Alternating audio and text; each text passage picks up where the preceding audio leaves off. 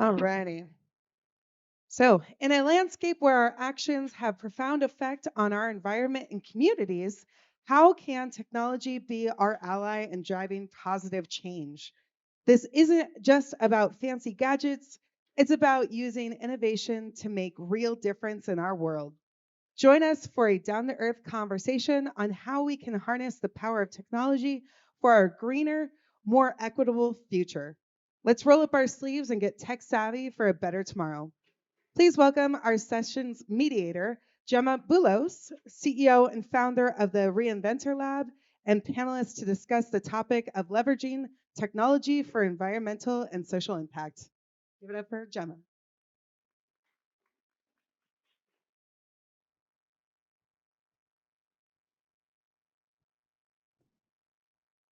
Not going to be just me. I have some fantastic colleagues who will be coming and joining us. And as she mentioned, we are going to be talking the about the use of technology. The actual name of the panel is Leveraging Technology for Environmental and Social Impact. We have Dr. Kyle Hodebeck who will be joining us, and Evan Blumenthal. And if Adora, you're here, I'd love for you to come and join us. Great. And Logan, if you're here, great. Logan, were you able to get a microphone? Oh, why don't you go ahead and step in back and grab the mic, and then we'll. Wonderful. Welcome, Adora. Great. I'm going to move one over just because then we'll be bookended by two empty spots. Where do you want me to hear? Right here. Would be lovely. Great.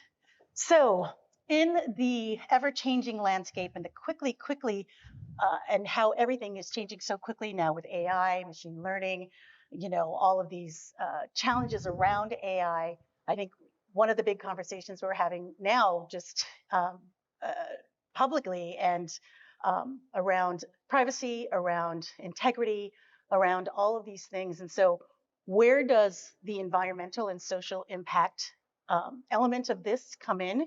Because certainly we're trying to drive sales and certainly trying to improve products and services. What does it look like when we're driving so fast on this track towards increasing efficiency, and we might be losing the human element and the environmental element as a result. And so we're going to be exploring some of these questions in our session. I'm going to have each one of us introduce ourselves for about 1 or 2 minutes to talk about what we do, and then I'll ask some general questions to the panel, and they'll answer based on their perspective and their experience. So my name is Gemma Boulos. I am the CEO and founder of the Reinventor Lab. What we do is we work with company teams and improve their cultures for decision making around how to make informed decisions, how to make decisions that are going to be, they can still take risks, but not feel so unprotected. I work with teams to build that culture so that they're able to have a sense of inclusion and belonging in their teams so that they can move forward effectively. So to my left, I'm going to introduce Evan. Evan, if you want to tell us a little bit more about what you do and why you're here at the conference. Sure, thank you. Evan Blumenthal. I am a professional EOS implementer with EOS Worldwide, also the founder and CEO of EJB Global, LLC. And I started my entrepreneurial journey inverse of most entrepreneurs. I started at the Fortune 1, working at Walmart. And then I went to a family business, small to medium-sized business, and then I started my own company. And so it's kind of inverted from the way that many people kind of start a company, they bring some family and friends together, hopefully they get to that unicorn status, have some exits, and go from there. So I swim upstream, I do things the other way. But what I found throughout my career is that I am energized by helping actualize potential. And sometimes that's leveraging technology to be able to help people or processes do that. I saw firsthand and learned in my 4 years at Walmart how much of an impact you can make when technology allows processes and efficiencies to be present, like as just the natural order of things. But I also saw how when it's missing, there's opportunities in, for example, in my family business, there was opportunities for operational efficiencies. And so then, kind of transitioning to this role as a coach and a facilitator and a teacher to entrepreneurs and working with executive leadership teams today, it's really about helping them gain clarity around where they're going, how they're going to get there, instill discipline and accountability, and work together as a healthy, cohesive team together. So just in a nutshell, a little bit about me. Can you, I'm not sure if everyone in the room might know what EOS stands for. It stands for the Entrepreneurial Operating System. So it's not a technology, it's a people operating system. It's a way of harnessing human energy. So if you think about it, it's a way of harnessing the human energy in one's business so that no matter how many people you have in your business, you're all rowing in one direction, helping you accomplish whatever it is that you set out for. Excellent. Thanks so much. Thanks. Happy to be here. Kyle. Hi, everybody. I'm Dr. Kyle Hodebeck. Started my journey at West Point in the military, went on to medical school, got my board certification in family medicine. I spent my first 17 years as a physician leader in the U.S. Army, culminating my last 3 years being recognized by the Surgeon General as the U.S. Army Physician of the Year.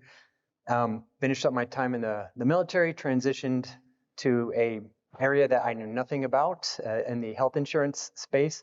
Just for perspective on the Army side, if you order something, it's taken care of, so you don't have to worry about insurance. And of course, I hopped into something I knew nothing about. So went in as the first medical director of utilization management at a small startup called Oscar Health out of New York City on the health tech health insurance side, helped grow them nationally. We went public a couple years ago. Since then, wearing 3 hats now. So I went on to my next startup, which is called Juna Health, a online wellness platform, cash pay.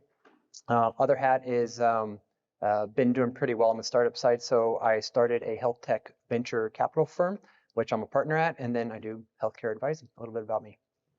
Great. Thank you so much, Kyle. And Adora. Hi. Did I pronounce it correctly? Yes. Yes. Can you hear me? Can everyone hear me? Can you hear her okay? Okay. Okay. Hi, everyone. So my name is Adora, right? I've been in tech all my career. I am a software engineer primarily. But apart from my full-time job I'm a software engineer. I do things on the cloud, so building distributed systems, scaling those systems, monitoring those systems. So the entire stuff end to end from, being a software engineer to being a cloud engineer to doing all the DevOps and SRE things is kind of like where I sit. So I typically sit in between the backend and the cloud. And that's my full-time job. That's my real job. But I like teaching. I like to help people. I like, all those things.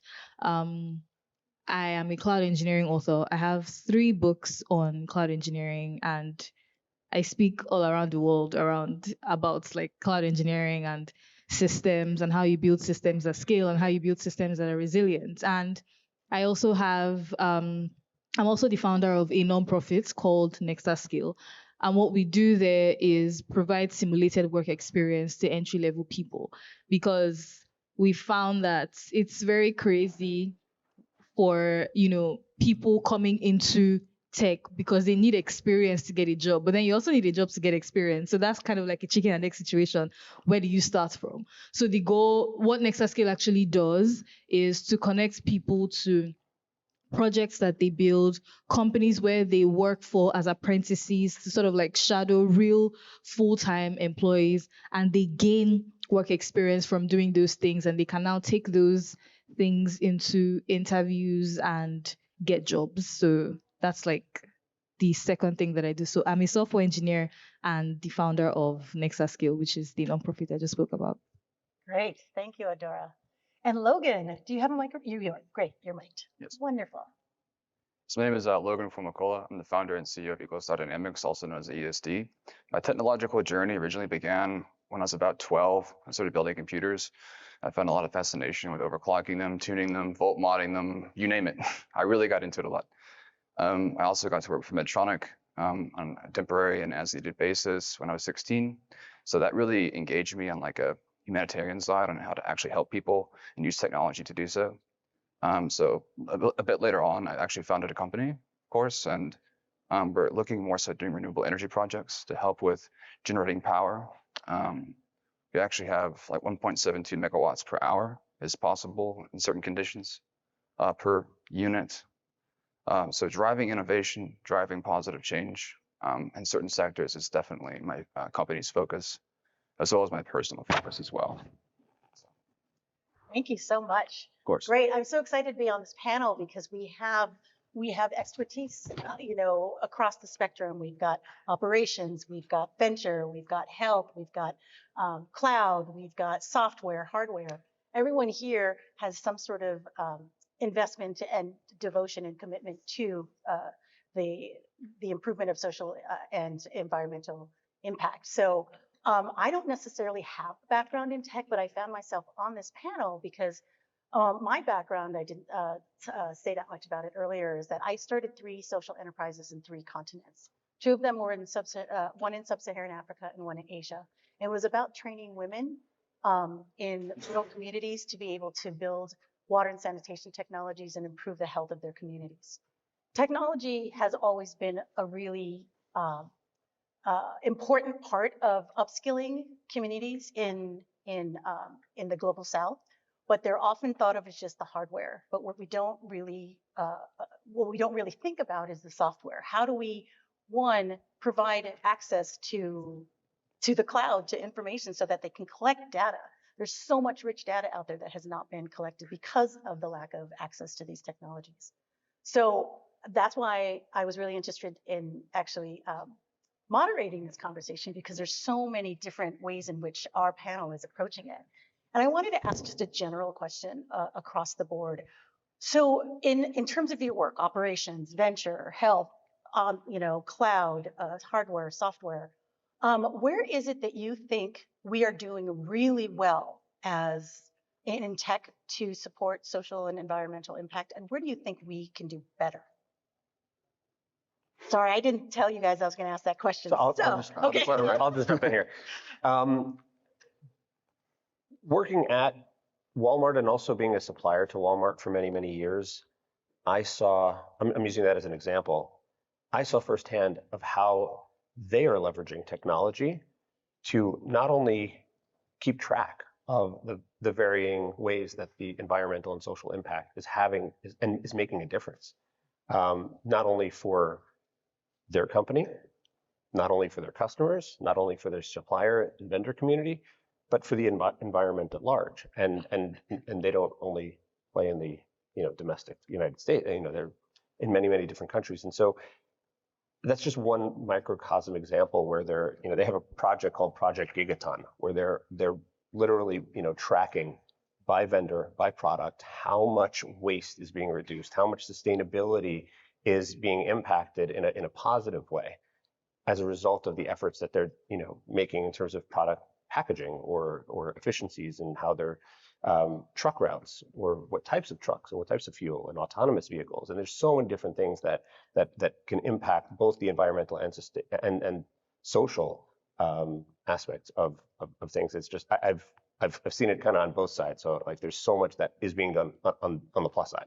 Yeah, that's great. I mean, ESG is such a wild west right now, but it's the reality. And people are definitely starting to, and companies are definitely having to really commit to it, just because we've got a generation that cares about the future, that cares about social impact, about environmental impact. So I appreciate that. Thank you. I want to add to that, and this is coming from, I worked at Microsoft for 4 years. I recently resigned. And I know that, and I can speak from like what I know, because I know that Microsoft does a lot of things around AI for good, and that didn't start yesterday, right? It's been something that's been around for quite a while, and even tech for good generally. So while I was at Microsoft, I was building mixed reality on the cloud. And it's like, okay, how do we use this mixed reality technology to help people that are visually impaired do other things, live their lives as though, they they were not, but still be able to do all these things because we're creating these technologies that aid them to function that way? Or how do we build AI for translating, across like different languages to help people communicate and reduce that communication barrier?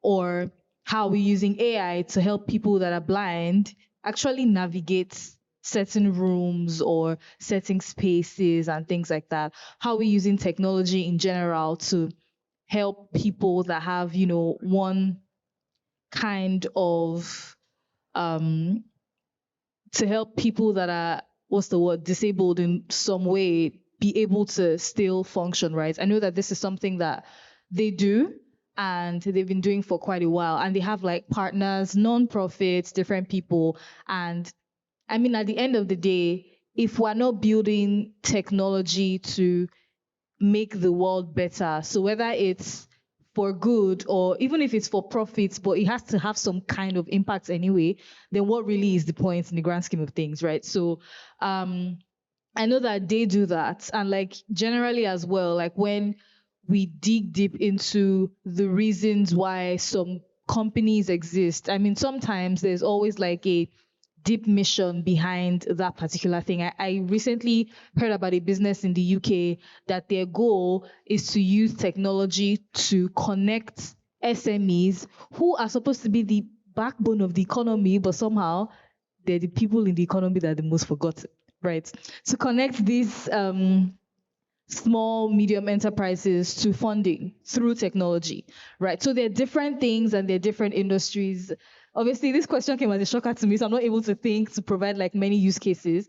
But the truth is, there are a bunch of use cases where people are using technology to drive positive change. I think we can do better because I think that there's still the interesting thing about technology is that it would solve a problem and then somehow unknowingly it would create new problems. So there's always constantly something to be improved on, something to work on, something to change. So I don't think that we're there yet, but I think that technology is doing pretty great today at um, providing that sort of like impact across the board. Yeah, I agree. That whole conversation around the unintended consequences of tech, like AI, right? That whole unintended consequence. We think we're going to be efficientizing, but now we're also creating vast, disparities where we're not being able to think for ourselves. Where data privacy, all of these things are becoming an issue, but it's becoming a cost of what we actually, yeah, of what we build. Do you have anything to comment, or should I? But yeah. Yeah, on the healthcare front, Yeah. as traditionally healthcare specialists are located around heavily populated areas. So if you go out to small towns, they're not going to have access to subspecialists. So technology is able to expand upon the reach of those subspecialists so that they're not focused on just large populated areas. Like I live in Houston, nearing 3-4 million people, but you get out to middle of nowhere, Texas, you're not going to have those type of that type of access to medical specialists. So I think technology is really great at this point, and that's something I invest in on the venture side, on how we improve access, how we make these technologies a force multiplier, a healthcare multiplier, so we can improve population outcomes on the healthcare front. Thank you. I kind of want to add to something he just said. So when you look at, like, I don't see technology as an industry. I don't think tech should be an industry. I think that tech is, I don't know if department is the word, but like, what? Well, I would also call it the backbone, but it's an accelerator across different industries. I'll put it like that. And that's because you talked about accessibility for healthcare. But if you look at technology as well, could help democratize a bunch of things in a bunch of industries. I know that now it's pretty easy for someone to pick up their phone and say, hey, I'm trying to invest in Tesla, or I want to buy stocks in, a bunch of all these companies. But there was a time where you couldn't do that if you were not going through some kind of, I don't know, I think they're called stockbrokers, or, you have to do these things properly and go to, these banks and meet these people. And now it's like, it's pretty much in your reach. Technology as well has democratized education. Now there are a bunch of things, there are a bunch of people in tech and even beyond tech. There are a bunch of like careers now that you can have where you don't have to go and get a full degree, because a 9-month diploma that you can do on your bed is enough to get you trained for the job. And all these things are able to happen because even like communication, I mean, like once upon a time, people sent letters across, and now it's like, yeah, so there's this thing called social media, and we've democratized how people talk to each other. So that's one thing that technology has done, um, and constantly keeps doing, that I think is, we might not think about it as impactful, because when we think social impacts, we only want to think about, the things that are non-profity. But the truth is, even the things that are businesses and make money at the end of the day are changing people's lives. So just wanted to add that too. Thank you, Adora. I want to let Logan say something, Yes, but can we- I have to come back and comment on something I would you love just said. that. Okay. Yes. Yeah, I believe putting more focus on renewable energy would be of great benefit. There's some newer technologies and ideas, some from like think tanks, some from companies that bring a lot of ingenuity to the table. If we can generate more power in a renewable energy sense that can lessen dependence on certain other areas in the energy fields and sectors, it could bring about a revolution and change that benefits humanity. We could also have power, Wi-Fi power, essentially, that would be accessible to people who are less fortunate and cannot typically access that power. So there are a lot of possibilities in the future, and that's what I'm looking forward to. So, yeah. Thanks, Logan. Yeah. So I have an experience share. For about 15 years, I was involved in a nonprofit organization that helped empower college and university students from around the world to help people in need, focusing on environmental, economic, and social impacts that they can make in their lives. And as Adora was sharing earlier, it sparked a memory. There was this one college student who came up with this project idea where, just quick poll, how many people have received a handwritten letter in the last year from anyone? Okay, I see like maybe about a half a dozen-ish hands, give or take. To your point, years ago, 10, 15, 20, 30, 40 years ago, it was much more common, right? You can send an email, a text, a tweet, a social media comment, like, etc. It's not as common today. So what this girl did is she realized that there was a lot of women, she's based in the UK, there were a lot of women who, for whatever reason, were either underprivileged or weren't able to work a traditional type of job, but they had great penmanship. And she said, let's use technology to bring companies that want to send handwritten letters and thank you notes to their customers and clients. Let's leverage technology to empower these people to actually handwrite these letters. And so she created a company whereby she's marketing to companies, of varying different sizes, where they are sending handwritten letters and thank you notes to their customers and clientele. The impact socially and economically for these individuals who were handwriting letters was very positive. Obviously, the impact for the companies was beneficial, but they were leveraging technology to bridge that gap. And so it was just an example of leveraging technology to make a difference from a social standpoint. And I had to share that as you I brought it up. love that. That was actually my next question. So Kyle, what is an example of a current project of yours that employs some sort of novel technology with a positive environment or social impact? I'll ask that actually of the group. Sure. So one of my projects, one of my focuses is global health. I've been fortunate enough to have worked in about 120 different countries on the clinical side.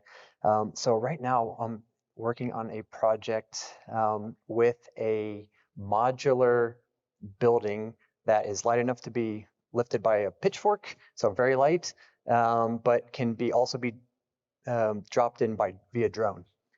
It's self-sustaining, so it has its own power, water, sewage system. So it literally could be dropped in places with pretty poor infrastructure traditionally, and be working instantaneously.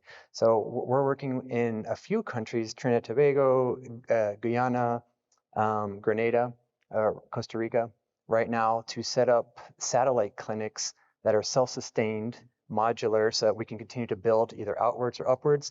And a lot of these places are impacted by hurricanes, so the traditional infrastructure goes down every single year. We see that in Puerto Rico and other places as well. So that is now a moot point. These are self-sustained. So we're able to provide healthcare access to these traditionally poorly accessed locations, as well as do it in a way that is sustainable. That's a cool project that we're working on. Yeah, that's amazing. All of those, I don't know what percentage of the containers are out there that are just being unused, and the fact that you can make them modular and do all that, that's amazing. And so minimal, right? Such little investment. Logan, how about you? On right now, I actually have a blueprint of it. So this is a more simplistic design. Of course, does not represent exactly what we're working on, but I have a few engineers I'm working with, and I'm quite sure well you can see all of this, but essentially the combination of a wind turbine with solar power and kinetic-based buoy operation when it's within the ocean, for example, can produce quite a lot of power. And this power can be used to help benefit, of course, society and humanity. So this is probably a core aspect of how my company is trying to help leverage technology to benefit humanity. This would be the main project we're currently focused on. It's more of in a prototype concept phase. We've have all the math backing it up, all the engineers backing it up. And there's been some interest in actually developing it. So that would be my hopeful contribution in the near future. Amazing. Yes, thank you. Did you want to share any, Dora? Do you have one? Yes, I can share something. So my nonprofit primarily is connecting people to opportunities that help them start and scale their tech careers, right? And this is something that we're doing, well, started in Nigeria, but now trying to set up chapters across Africa. And in Nigeria, one thing that we've noticed is, yes, we're connecting people to these jobs, to these opportunities that help them build. Some people are lucky, they have, the education, they have the devices. What they just don't have is the experience, and we're connecting them to that. A lot of people don't have access to the technologies that even help them build on technology. So, for example, you want to be a front end engineer, but somehow you don't have a laptop. How do you learn? Right? How do you build? How do you actually get to a point where you do things and you continue to upskill and also build projects that now allow companies notice you and hire you?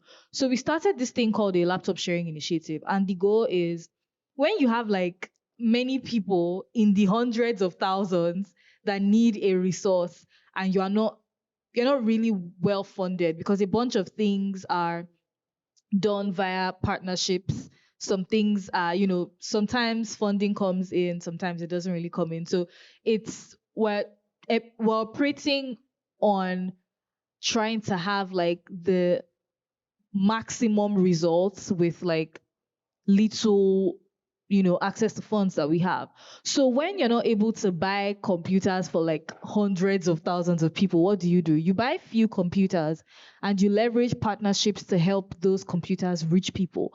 So we started these partnerships with hubs across the country, in different parts of the country. So a hub could have like 10 to 20 computers. And if you're a community member and you live around those hubs, you can walk into those hubs and you can use those computers when you maybe are learning and there's like, tasks that you need to complete that you can't just do on your phone from your house, or when you have an interview and things like that, right? You're able to walk into those hubs and use those things. But then that's a social thing. Now, where technology is helping us here is the fact that, let's say a hub has 25 laptops and somehow 80 people want to go into those hubs to use those computers. What happens, right? So we, in the community, a bunch of engineers built an asset management system, right? And what this does is that the hubs are able to manage the assets they have, saying, okay, we have, 20 computers, 10 of them are booked, 10 of them are available, and people can book computers on certain days. And that whole process is sort of automated and managed so that that possibility of that whole supply chain problem that could have existed is something that technology is solving for us. And it's just making it easy for people to decide when to come or not come to the hubs that are close to them.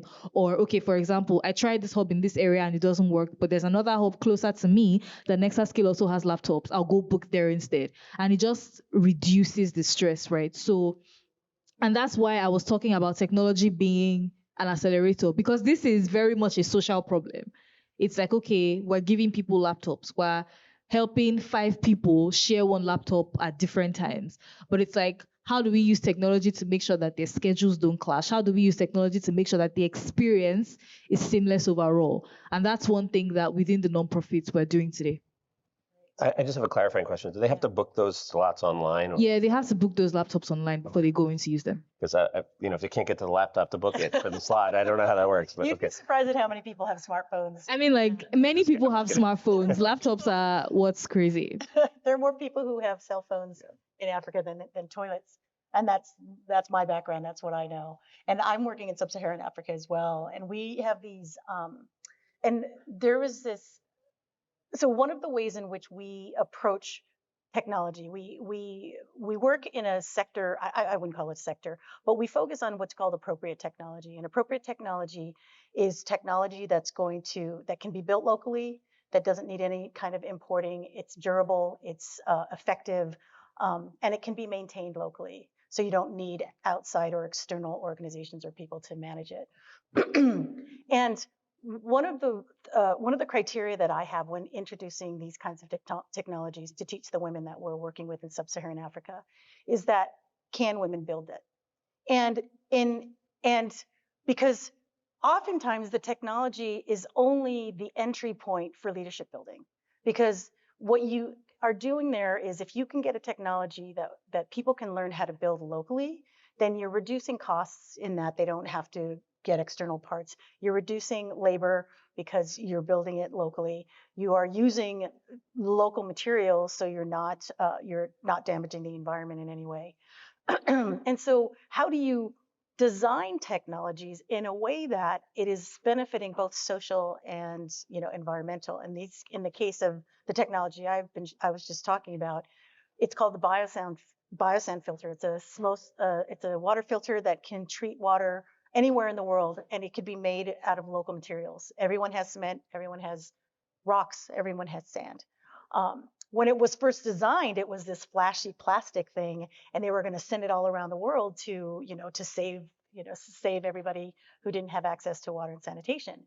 But that was that was not a sustainable model at all. Nightmare. Yeah, it's a logistical nightmare. How much, transportation, environmental damage, everything, when literally all they needed to do was build it locally. So how do you come up with those kinds of technologies that are going to be useful in those kinds of scenarios, so that it's not this giveaway, but it's this opportunity for empowerment of the community. I have a little problem with the word empowerment. Empowerment implies the transfer of power when people who live in these communities actually have the power within themselves and around themselves, that they can actually do it on their own with just some resources. So on that, where are some of the areas that you're a little worried about technology, and where technology is going? And maybe we can be even more specific about internet or not hardware stuff. Where do you kind of see some roadblocks, some places we need to have a little bit of concern as we move forward in trying to maximize technology for everything, basically? I would say security. So security is the one thing that I will talk about there. And I know that, yes, we have there's compliance requirements when you're thinking about data security, data protection, depending on like where you are. I know that the EU is very big on GDPR. California has the CCPA thing going on. Nigeria has NDPR, which is very similar to the way GDPR operates. And there's, these different compliance regulations. And if you are building things that people in these sort of like geozones are supposed to be using. You have to be compliant when you deploy whatever applications that exist, in these zones. But the truth is, there's still a lot, because when you think of security, yes, when we're thinking about cybersecurity and why that's a risk, it's in the context of technology. Cybersecurity exists because, rather, cyber attackers exist because technology exists, right? And I know that, yes, we talk about different cybersecurity measures, doing things proactively and also reactively when some things happen. And, in the context of like security, there's actual security and then there's safety. And like we talk about all these things generally. But the truth is, there's also social engineering, which is something that you can't, still sort of ties back into technology, but you can't really control because you can't stop human beings from being human beings. And as long as human beings are the ones using technology, we're always going to have these issues. So, um, I can't talk about, or rather, I can't sort of like suggest a way to solve this problem in the context of security, because even if I say, okay, let's have more stringent laws for privacy, let's train more people, let's do all of that, people are going to do it. But then there's also the social bits, which is also the very important thing. But in the context of my worries, it's actually security. It's not AI. I know that many people might think, oh, AI is, AI is the worry. AI is coming to take your job. I don't think AI is coming to take jobs. I think that many people will lose jobs as a result of AI, yes, but it's not coming to take jobs. It's coming to evolve the industry. So if maybe a job, and this is something that has happened over decades. When Netflix started, Netflix was renting out videos. And today it's a streaming platform. So what happened to those people that were in the offices renting out the videos working at Netflix? They lost those jobs and they're probably doing something else now. So it will take your job, but like I talked about technology, it solves a problem to create like 5 new problems. So it will take your job and then give you 5 new kinds of career options that you can build a career in if you are interested. So AI isn't actually what bothers me. I think it's the security bit, because there's the human side to it. And as much as there are many things that can be put into place, and policies and regulations and sanctions and lawsuits and things like that, you ultimately can't really control how human beings behave sometimes. So Anyone else? Any thoughts? Yeah, I think there's a great power to AI, and I think the main key aspect to focus on is the direction we put that emphasis on. Of course, people have offensive purposes for it, they have defensive, and in between. I think it's very important that we designate the categories that we want to focus on so that it can progress in a way that benefits humanity and not in a way that's too offensive or focuses on one side versus the others. I'm trying to remember what ChatGPT told me to say for this. Yeah. Some of these questions I got from ChatGPT, by the way. Yeah. No, but in all seriousness, for me, I think it's speaking about the humanity side. Yeah. I'm not a doctor. I don't play one on TV, but just anecdotally, I see the difference between some of my kids my older kids were more involved in using technology from a younger age. My younger kids, less so, because my wife and I have been more intentional about that.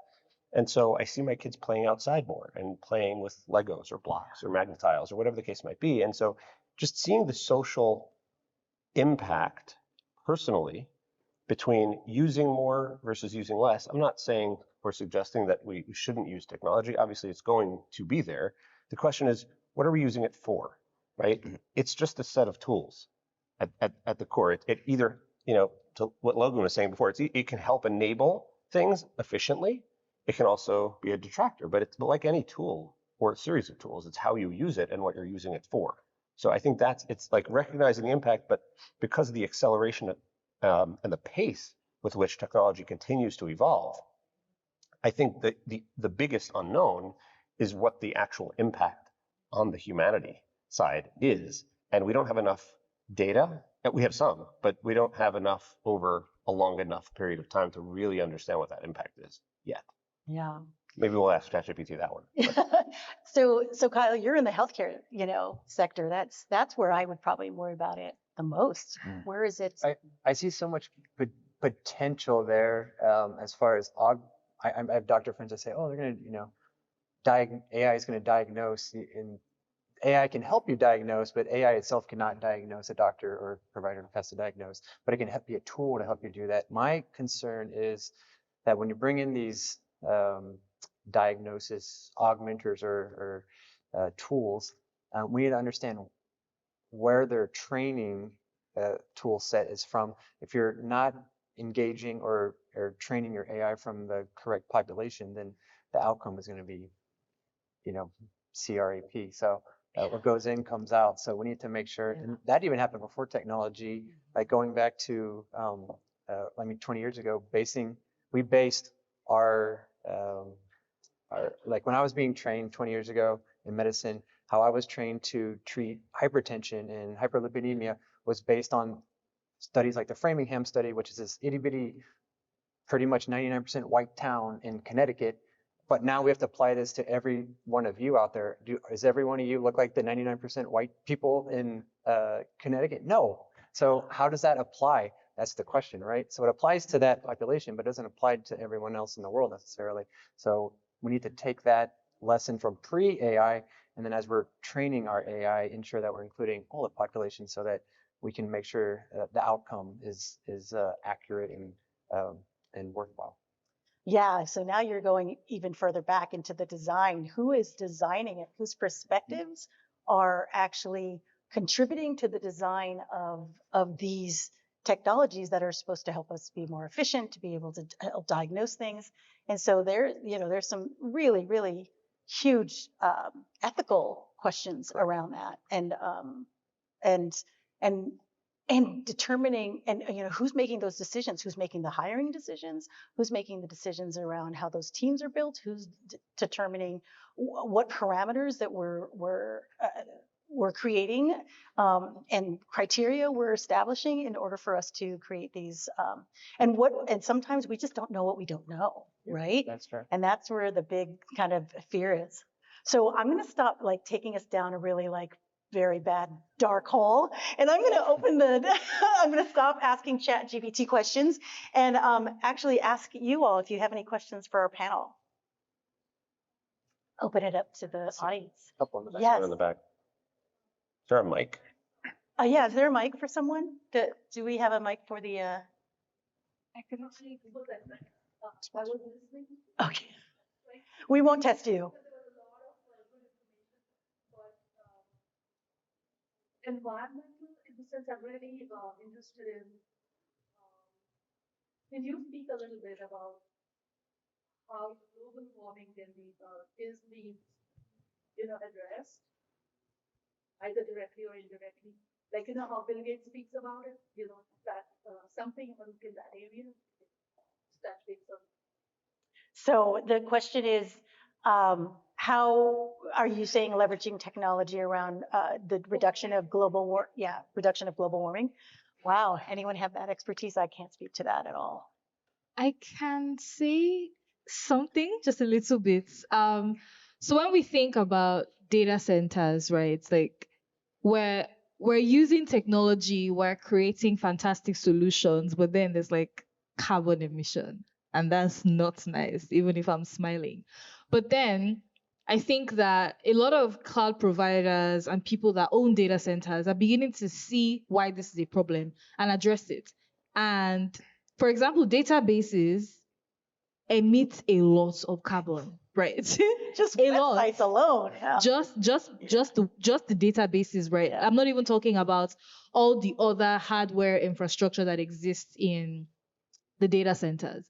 And so being able to, and this sort of like comes back to the hardware that is being used to build out the sort of like those supercomputers, as well as optimizing the code that is written on those computers as well. Because sometimes something running for longer than it needs to, for example, we might not see the effects if you maybe write code, or maybe somebody calls an API. I'm trying not to use really technical terms here. Somebody writes something in a website that is supposed to run for like 3 seconds and runs for like 8 seconds.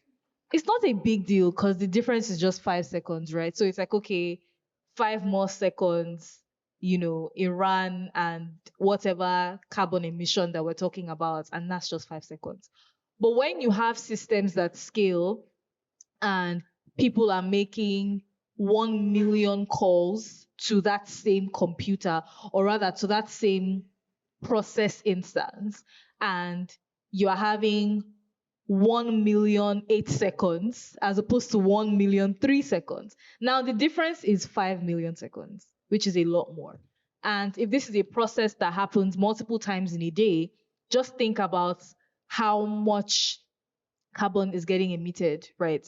And I know that this is something that a bunch of um, companies, cloud providers are beginning to think about. I don't know so much about hardware to speak, deeply into this conversation, but I know that this is something that is currently like happening, and you'd hear even within these companies, like these big companies, they have sustainability teams and they're talking about how they plan to reduce their carbon emission by whatever percent by 2030. So this is like something that many people are thinking about, and it's really top of mind. That I know. How is what I can't speak because I don't, work in that space. Well, I'd like to also just share, as you were sharing that, it reminded me of a story. I know I keep going back to Walmart, but I think it was in 2000 that the then CEO, Lee Scott, at the time, made the commitment to focus on sustainability as a corporate initiative, which 24 years ago wasn't a popular topic of conversation. And people were like, what are they doing? But they've really led a lot of those initiatives because of their scale and because of the impact that those 5 seconds, so to speak, for everything that they do or don't do.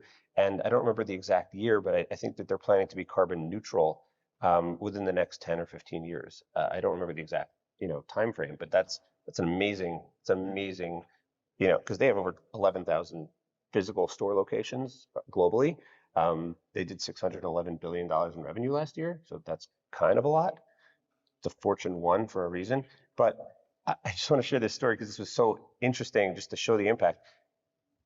Early 2000s, this question had come up to a number of store associates there, and they said, well, what kind of impact can we make at the store level? And there was an hourly associate who came to their manager after that meeting and said, we had this meeting in the break room, the associate break room. Customers never see this break room. It's just where the associates go to have a break, have a snack, lunch, coffee, breakfast, whatever the case might be. And there were, a smattering of vending machines in that break room, soda machines, snack machines. And so this associate said to the manager, I don't know how much of a difference this will make, but do we really need the lights behind the logo of the front of the vending machine to be on?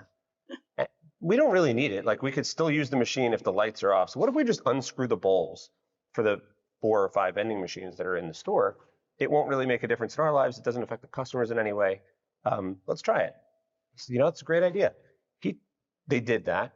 The store manager told that to the district manager, and it kind of went up the chain. They ended up making like a policy that they're going to unscrew all the bulbs in all the associate break rooms across all the stores, and it saved millions and millions of dollars in electricity because it was frankly wasted.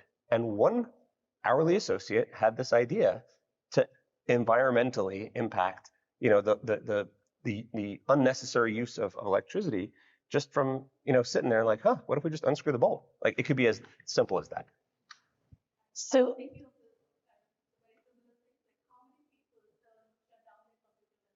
yeah.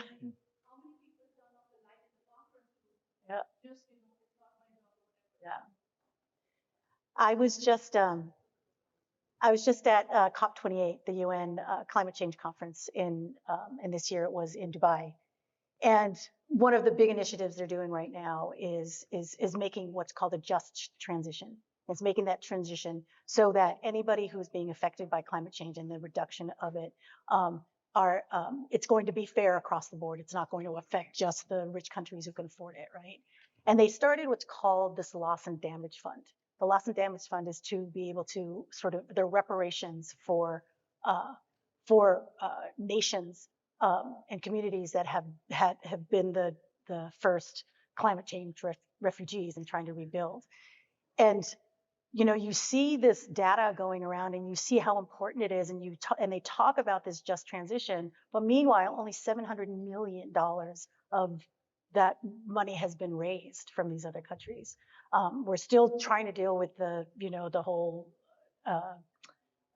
oil and gas. We're trying to, everyone's still trying to figure all that stuff out. There's thinking so big that we're starting to lose those, it's still not a just transition when you have the people who are the first climate change refugees not having a home because their islands are underwater. So there's definitely some climate change tech that we could absolutely use in cases like this. Yes.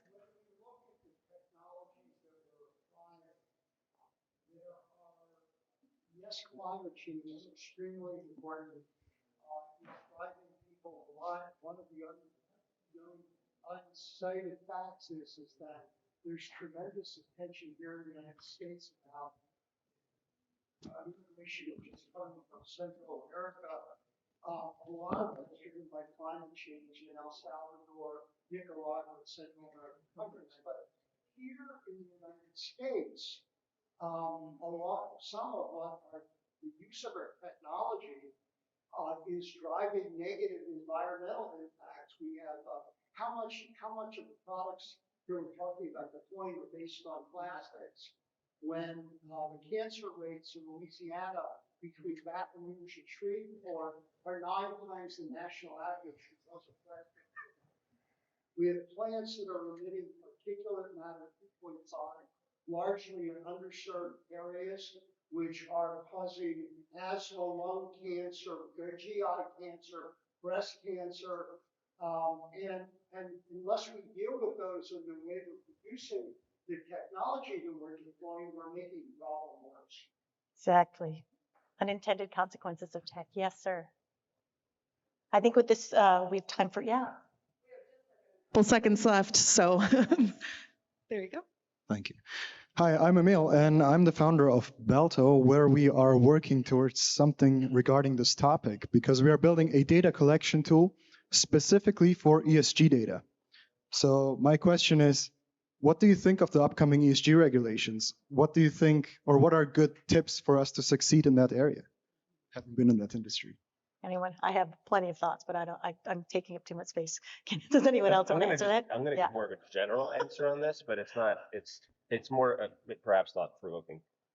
We all know that what gets measured gets done, right? And so the more we're starting to measure and track data around ESG and other things that are important, not only to us individually or at a company level or at a national level or at a global level, but the more we pay attention to these things, the more we can impact them for the better. But I think for a long time, part of the issue was we weren't even paying attention. And now we're paying more attention. And so we're making, I think, collectively more of an impact than change. Anyone else have any thoughts? Yeah. So like I mentioned earlier, ESG right now is such a Wild West. It's like whoever is designing these things are kind of determining what should be measured. And I think what could be beneficial is just finding some standards that can be agreed upon, that can be like monitored and checked against, because especially now that they have, oh gosh, what is it? Is it 2 degrees? The increase in temperature, if it increases by a certain amount, I think it's like 2 degrees or something, then we're in real danger, right? That of going past the point of no return. And so now that we have that sort of gauge, how can we check our environmental impacts against that gauge so it doesn't increase it beyond that cap? Because that was one of the big conversations during COP28 was, there were 2 times last year that we exceeded that cap. And so what does that mean? Does that mean we have just passed the point of no return? How long can we be past that cap in order for us to and be able to come back from it? So that kind of data is now out there. So how can we start standardizing it against that cap so that we don't exceed it? So that's just information that I was able to gather at COP28. But knowing what I know of, because I teach social entrepreneurship. I used to teach it at Stanford, and then I just finished teaching it at a small liberal arts college in Southern California. And everything, and right now, everybody is learning about these what they should be tracking in terms of their operations, because so many companies operate in such different ways. Their suppliers, their their supply chain, their demand chain, all of that, they're all very, very different. So how are you going to standardize something that is going to show that they are making market differences so that they are not creating more damage? So that's just my thought. I'm not an expert. Thank you, leaders. Thank you so much. Give it up to our leaders one more time. Thank you.